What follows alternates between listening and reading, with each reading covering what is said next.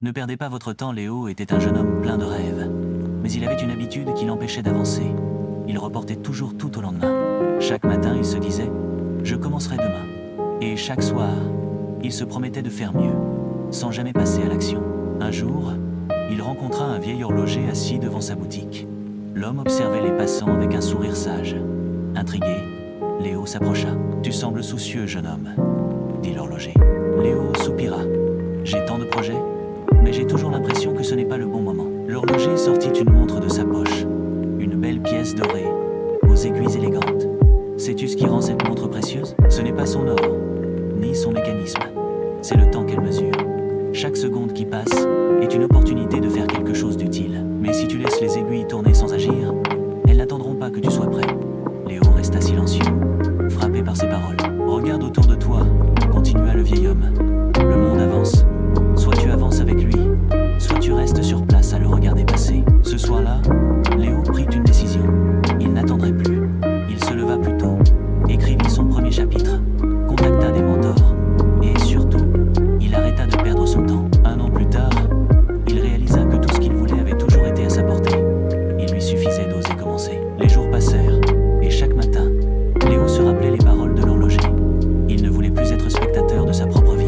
Il s'était fixé des objectifs clairs.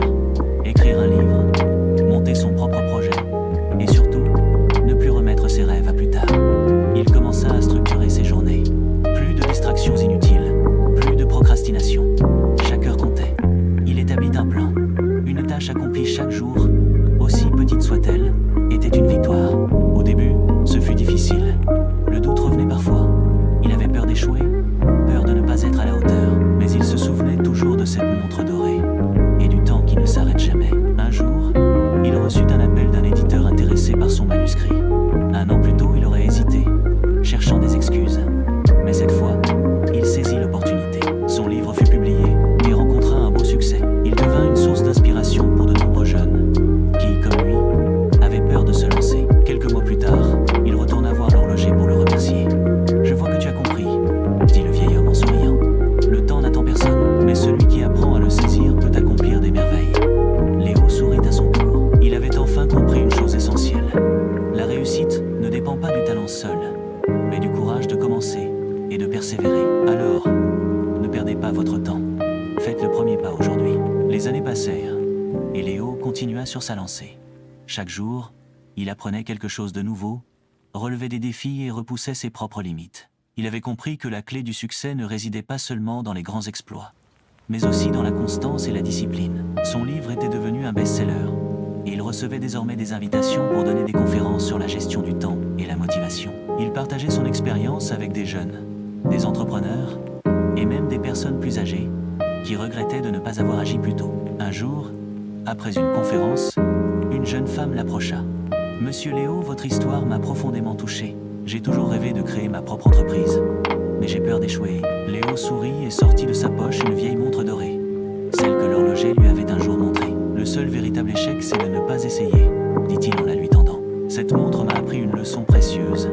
Chaque seconde qui passe est une occasion de faire un pas de plus vers son rêve. » Les yeux brillants, la jeune femme prit la montre avec émotion et lui serra la main. Ce soir-là, en rentrant chez lui, Léo ressentit une immense gratitude.